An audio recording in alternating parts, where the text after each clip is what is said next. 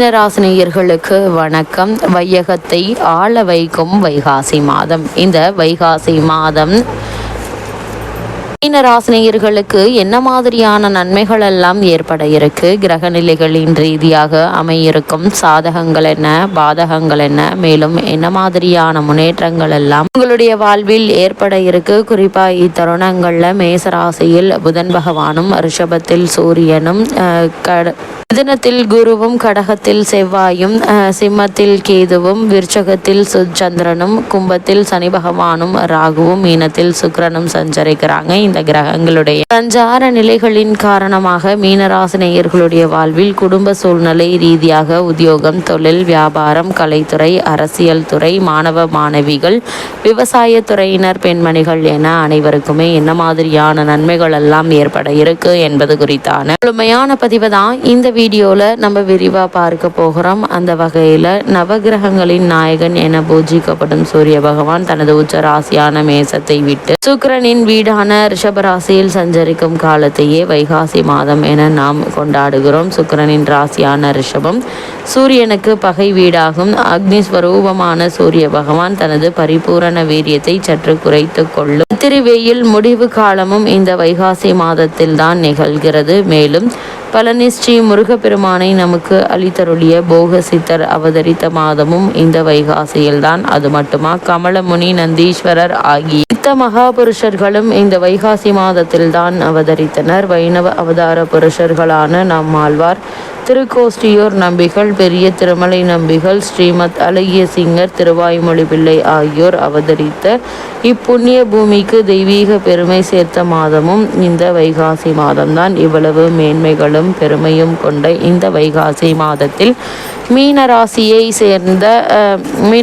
சேர்ந்த பூரட்டாதி 4ஆம் பாதம் முதல் உத்திரட்டாதி ரேவதி வரை உள்ள நட்சத்திரக்காரர்களுக்கு குடும்ப சூழ்நிலை ரீதியாக என்ன மாதிரியான நன்மைகள் எல்லாம் உங்களுடைய வாழ்வில் ஏற்பட இருக்கு என்று பார்க்கும்போது, சூரியன், சுக்கிரன் ஆகியோரால் நன்மைகள் ஏற்படக்கூடிய ஒரு தருணமாக தான் இந்த வைகாசி மாதம் அமைஞ்சிருக்குதுங்க. குரு பகவான் உங்களுடைய ராசிக்கு அர்த்தாஷ்டகத்தில் சஞ்சரிப்பது நன்மை தராது. வரவுக்கு ஏற்ற செலவுகள் காத்திருக்குதுங்க. அது மட்டும் இல்லாம விரயஸ்தானத்தில் சனி மற்றும் ராகு நிலை கொண்டுள்ளதால சிறு சிறு உடல் உபாதைகள் ஏற்பட்டு எளிய சிகிச்சையினால் குணம் கிடைக்குங்க. குறிப்பா மீன ராசினியர்களை பொறுத்த வரைக்கும் கணவன் மனைவி இடையே பரஸ்பர அன்பும் அந்யோன்யமும் அதிகரிக்கும். திருமண முயற்சிகளில் வரன் அமைவதில் தடங்கல்கள் ஏற்படுவதற்கான வாய்ப்புகள் அதிகம் இருக்குது. கேது ஆதரவாக சஞ்சரிப்பதால் முயற்சிகள் அனைத்திலும் நிச்சயம் வெற்றி கிடைக்குங்க. வெளிநாட்டில் பணியாற்றி வரும் பெண் அல்லது பிள்ளை அல்லது மாப்பிள்ளையினுடைய வருகை குடும்பத்தில் மகிழ்ச்சியை அளிக்குங்க. அது மட்டும் இல்லாமல் ஒரு சிலருக்கு வெளிநாடு சென்று அங்கு வசிக்கும் பெண் அல்லது பிள்ளையினுடைய குடும்பத்தினரை பார்த்து வரும்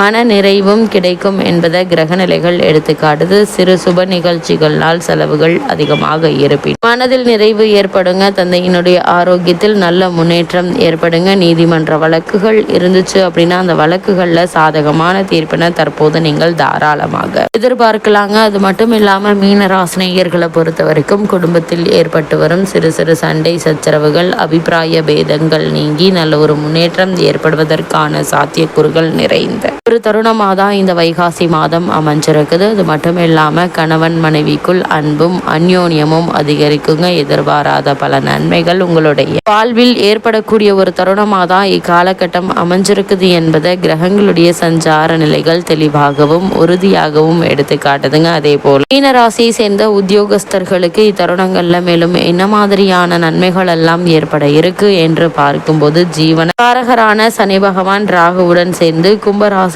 இணைந்துள்ள இத்தருணத்தில் குரு பகவானுடைய சுப பார்வை கிடைப்பதால் வேலை பார்க்கும் இடத்தில் நிர்வாகத்தினருடைய ஆதரவும் சக ஊழியர்களுடைய ஒத்துழைப்பும் அன்றாட பணிகளில் உற்சாகத்தை தருங்க. இருப்பினும் வேலை சற்று அதிகமாகவே இருக்குங்க. சிலருக்கு அலுவலக கடமை சம்பந்தமாக வெளியூர் சென்று வர வேண்டியிருக்கும். புதிய வேலைக்கு முயற்சிப்பவர்களுக்கு நிச்சயம் வெற்றி கிடைக்குங்க. ராசிக்கு சுகஸ்தானத்தில் நிலை கொண்டுள்ள குரு பகவான் ஜீவனக்காரகரான சனி பகவானை தனது சுப பார்வையினால் பலப்படுத்துவது மிகவும் அனுகூலமான ஒரு கிரக சஞ்சார நிலை என்று தாங்க சொல்ல வேண்டும். இந்த காலகட்டங்கள் காலகட்டங்களில் பல எதிர்பாராத முன்னேற்றங்கள் உங்களுடைய வாழ்வில் ஏற்பட இருக்கு.